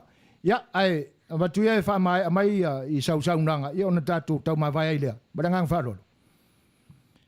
Whaftai te le wala mai vai. O lo iai ia o penga te whailangi a le tātou Malo. Lea o lo fsota I mai iai atunu uma lalangi o ai Samoa Peltania ma Europa. Ma Amerika o lea latu te maua. E whakavoi la il TV1. O lea e whasalalau il TV1. Ia tala o lo tu nei ma whatalanoaga il TV1. Lona winga la, o lea na leo te talanoa tuai. E o I la whenga luenga al Malo lai o i New York. E si di atu au i oi pikola ka mai o ko. Lai lato te maua uma mai ia whasara launga TV1. E o vo i au Talanoaga i e whai i le Tuilaepa. Ngā uma ngā whaila o Talanoaga ai telefongi mai ia matou tatu ampasa umai oi Amerika, Europa, whapea fo'i ma Peltania i tatu konsula o iai. Mai a pani masaina, e whaftai mai, o lau o lato maua whasalalonga ia vatu. Lala na leo te talanoa tuai se i sa iliane se si e loa fsota inga ia. O na maua tuai lea o whasalalonga ne ia o ngā i lau tō le tio mo whasalalonga i whafo. A matau mai. E leia se me e se seai lo taumwhai mai ma taumwhai o le anoano. O mau tustala e whailoa i ma le tō Palestine o Trump. I nai Amerika au tau matawina lele. E le atoa le 10 minute e talanoa ai ia tangata tustala. E ma le Palestine o le malo Amerika. Ma e foi ma le tangata e tu ina e fa tinoina e fa talanoa. Ma e umarol te mi uma. A matau mai o leo koiki a kole kulau ka kalangoa. O le umina o le teimi o leo te tu a noa tua i a te oe. Mo au whamtalanga o ke paua lea e tau ma Talanoa mai a te au. E avea e whaia por kalame le TV1, whaia por kalame le TV3, i Samoa nei, kalame. E le tatou le tio Tuilaepa. Ma me umai o le whaasala la watu o le online. Ma taimi ai aluai e to e waia mai tangata e laka i le 5 suluafe. E le ongo suluafe tangata o le fso tai atu iai. E ala no ta ua me ia. O la Talanoa mai a tia ue fia maua tangata Amerika whaasala launga ia. Al me moni. La lau ke maua i la tau fso ta inga tau telefoni. Ai o lau o le se senga o tala o tau le tio. O le ala lea o te au ngofia ai, o na lea ua sau whapio whapito mai. Whaptai. Ia ke pao ia te au, o lo fia maua mai lau sunga ia au nei. Ia le alafole na lea o tua wanoa tuai, e lau sunga, a matau mai le tulanga lea. E leo se mea whai ngofia le Talanoa o le whaululunga se Malo ma meo le media. E leo se mea fo i whapaole on whai. Lona wenga a ta Talanoa. Ia whailele mai au fasili. Whailele mai au fasili o le whaalongolongo whaafonga. Ia le atunu, ia rotuai au tari. O ni tari e tau loa i mata upu lau tele.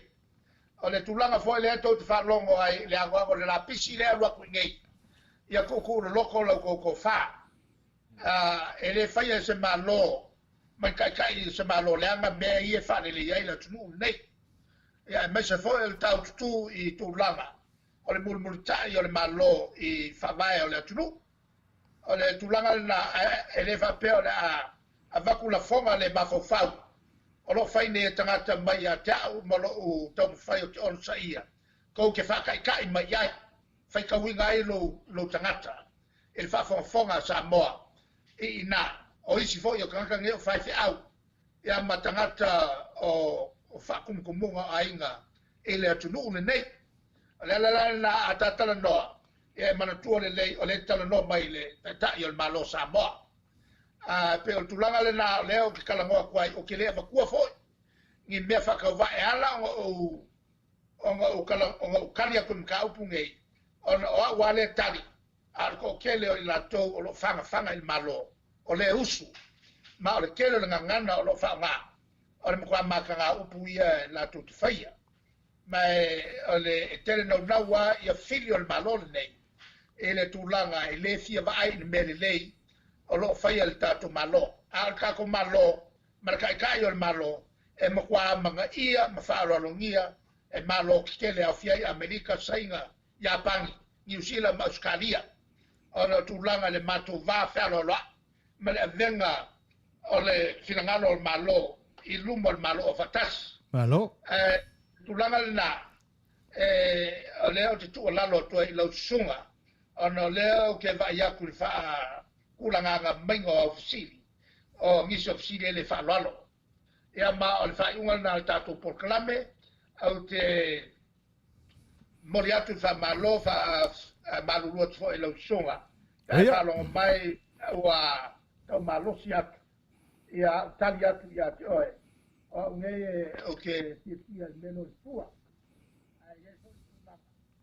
Posti ai no te tua oi. Ole posta na tu le ta no tena ia. Mau lo no le. Ia mau wa toi ja nga mo ta tu sangata. Ai kele no ngau ia upu ke mo upu le. Mai le temo ai te au. Mo telo tai ta tu atu no ia Amerika lo nopi ai o na fiute mga luega. Ai ko kele fo ina ko o le tanga mai i tatu malo. Ia no me ai o tau mokiti. Malo. Ia, tali atu pea mo me o kute ngei mako te paisa. O kiuke na kofi ai matou tatu munga wha keu sianga.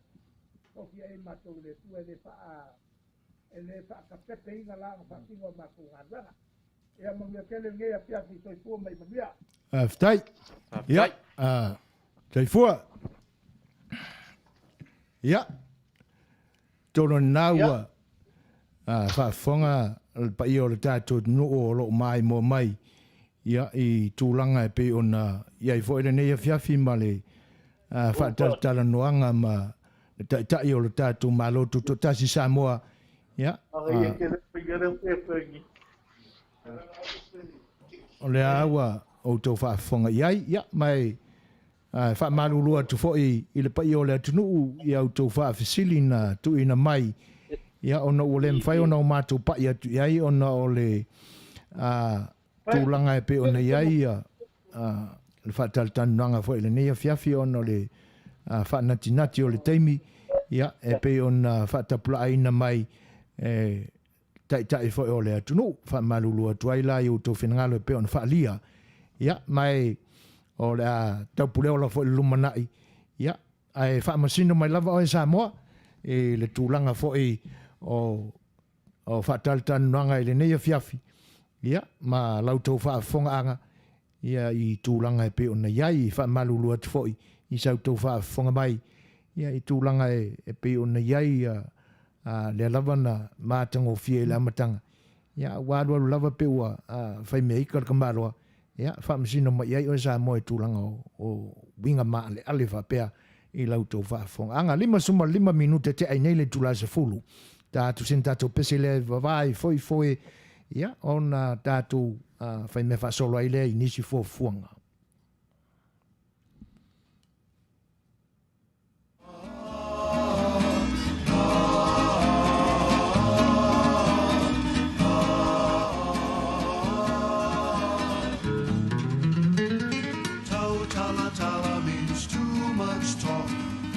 Valley means go for a walk.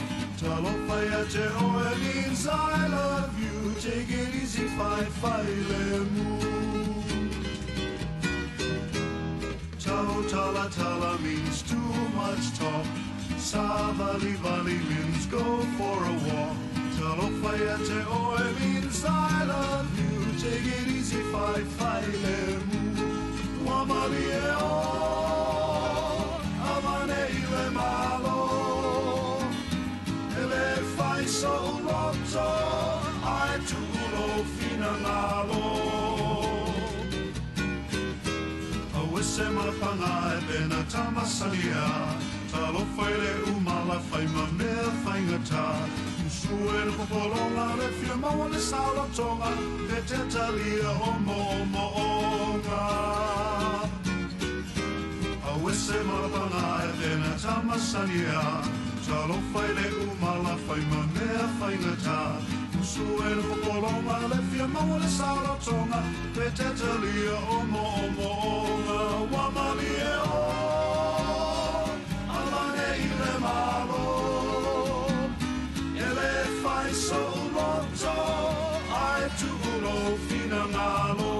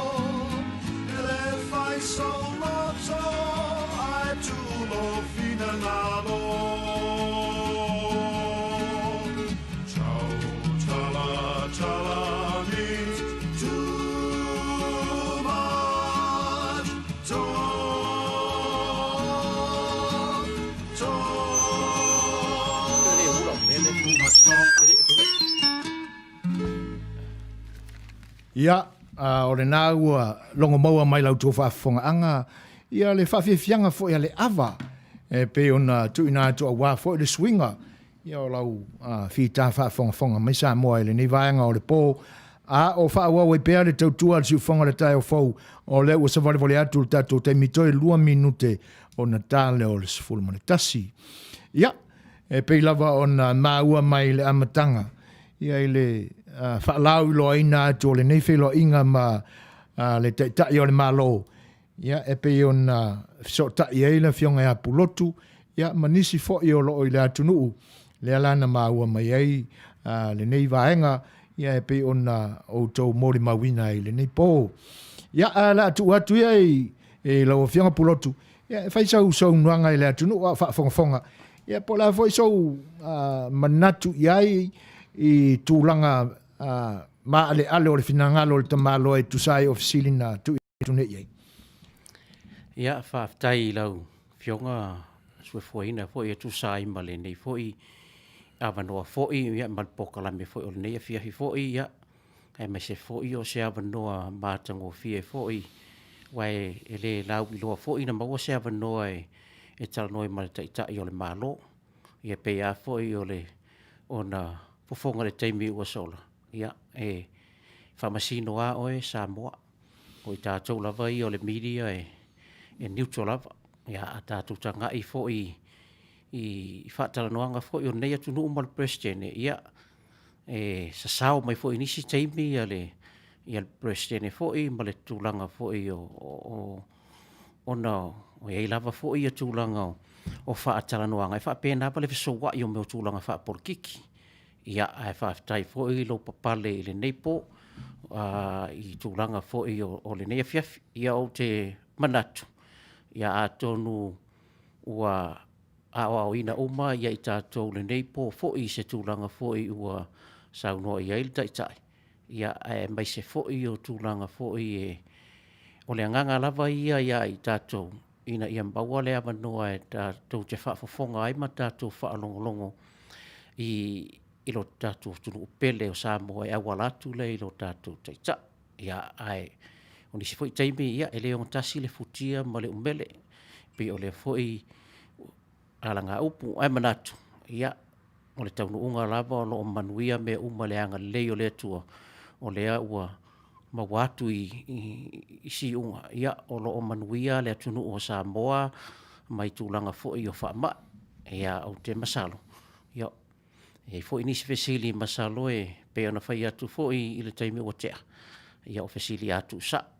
O ala tau ia, ia, o nisi taimi e o whai ata tau nei o le media, o le wha leo inga. Ia, e o ina wha ina ai ma i tūlanga fo ai ona o le manatu.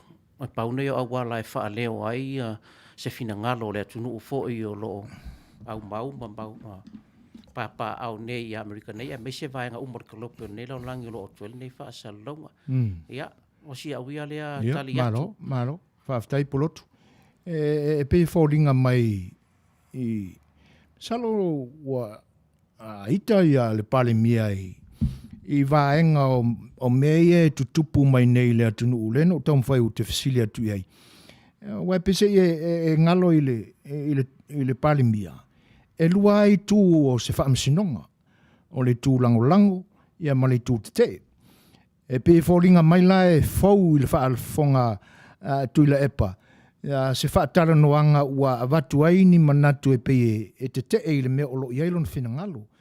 Pe fōringa mai ei la na vave ai ona whai mea ika mai ka maloa.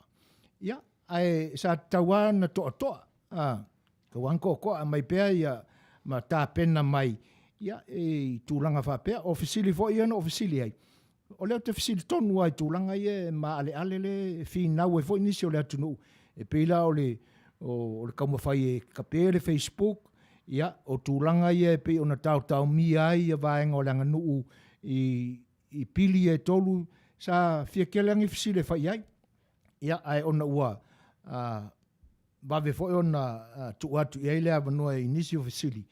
Ia, tūlanga na tauana toa mali, a whai o i o se tai iai lava le tōwha ma le whautautanga e lava papale i tūranga ma ale whapea. Walo na winga pe e fōringa mai ili kakalanga whaalongo i se kangaka fo i le whisilingia ma challenge aku le mela i lona loto. Ai ofisili fo i anga ofisili. Ofisili nga po e mai lunga o mea ia e mai i lo penga whailangi me o lo tupu le tātua tunu. E peila kuranga nga, ia, e pe ngalo ai la i le palemia. E le o isi foi kaimi e watu lesi le tio e mili ia, sa lesi le tio e pe fa penga le kuranga o savili. E wako fo savili lesi vaenga, ia, e pe e fa longo ako e pe ma ingi fo ngale i onga fonga. E sa taulan ta pena mai fo ia lo no finangalo, ia lela o elo aku ngei. Ia, o ka malo pe e musu e faitio o la so finangalo le kuranga nga. O wa pe o mele lenga e fa fonga ko e Pulotu. O ma fuang kan fai ka pel Facebook. Ia i o nga upula ia ai le na o ista ta yo sa tunu o fa yengi upu an kanga ka o longa malo. O la so selfie ia. Ia mana ia le fesili fo i male le finangalo fa alia. Au te manatu o le ale wha pito au ngawha so o manatu e tuli loa a se vaenga tasi ai wā fo i o a tonu o nisi whaiti o ngā masalo ua whaongale upu fo i le lata mai ua pala iwi fo ina le ua tele le negative fo ina le tele o nisi o teimi ia au te ro fo i ua mata ona le mawhai ona talia le taitai ia sila fo i tatou prestiani wa fai ele mira o le si kaimi wa off track mai lo fo le president o le fai ta fiofi o te le fa pe atu la e o sa o le palemia po tu langa ia au te lo nga ia ona ole awalo lo o fa foi ia fa Talanoaga nga i Samoa e screen uma me uma ia fa to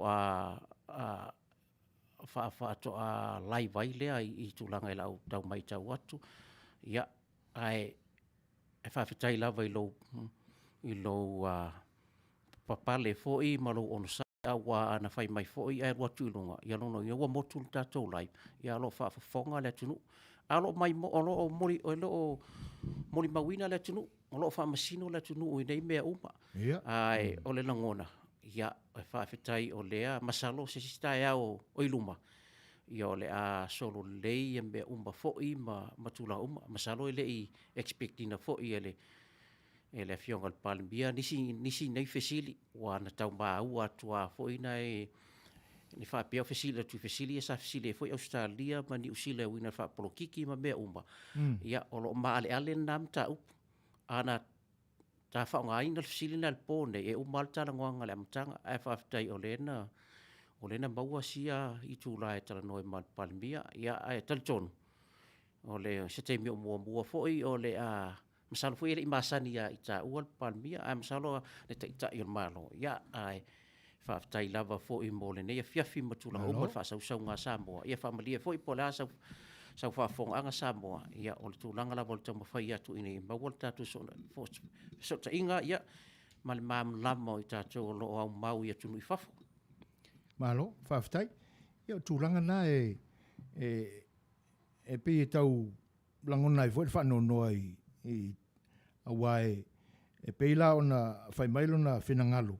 Ia, o le anua noa i o tangata ua le mawhau whau atu ia te ia.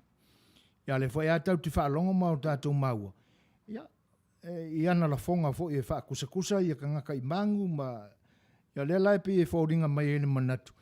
E musu e whaitioina ia i lona tangata lue. Ia, ai whamalurua tu i le atunu. Ia, e lea i whapena fesili o mene o le media. O tūlanga fo e peona whatalanoina. Ia, e whamalurua tu nisi pea whapeoni la pisi mea ia mātou te Talanoa ai. Ia, e whawheona la pisi o mea o lai tutupu i le atunu. Ia, e whamalurua tu i o tō whinangalo. Lea i o lea ai tō te whamasino mai.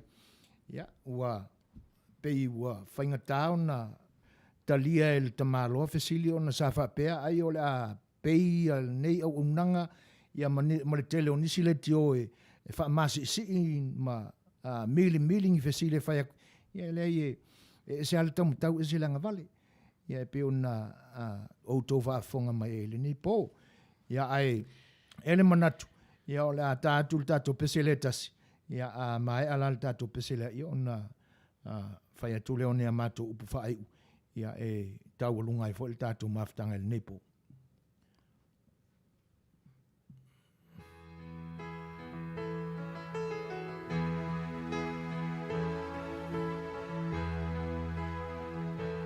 Our Samoa, the greatest place of all. She is green and blue, lush with beauty, hearts as pure as gold.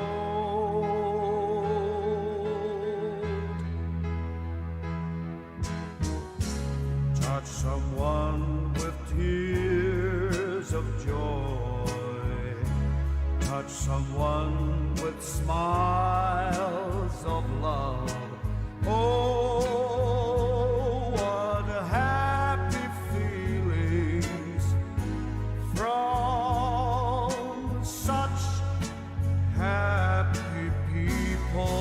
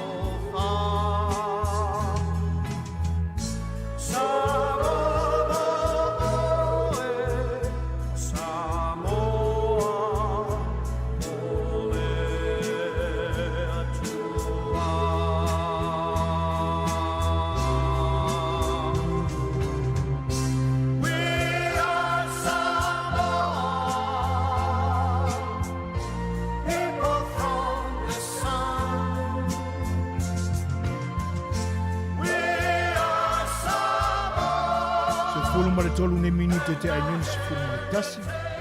Ia, o le tūlanga le nā o le tātou porkalame le nipo. Fo ini vaenga o lautou whaafonga anga Samoa. Ia pia on sauno atu Pulotu. Le ai o tūlanga o whatalanoaga le media ma tai fo o atunu. Ia o vaenga nā o iai. Ai o le aua e whaamisino mai alau tau whaafongaanga Samoa manau tau mātau mai. Ia o tūlanga le tātou te mai loai. Ia o whaisi makua o le kai o Samoa ni ona po. E pe ua i taita ngofie. Ia mamawe tei alo na whenangalo. Ia pe a whaalonga mai ua kauanga e akuse whesili tu sao atu i tūlanga e pe una iailan taita inga i ni ona po. E whaamisino mai a le atunu ia vaenga. E mātou te le tu ua lama o mātou tau mai atu.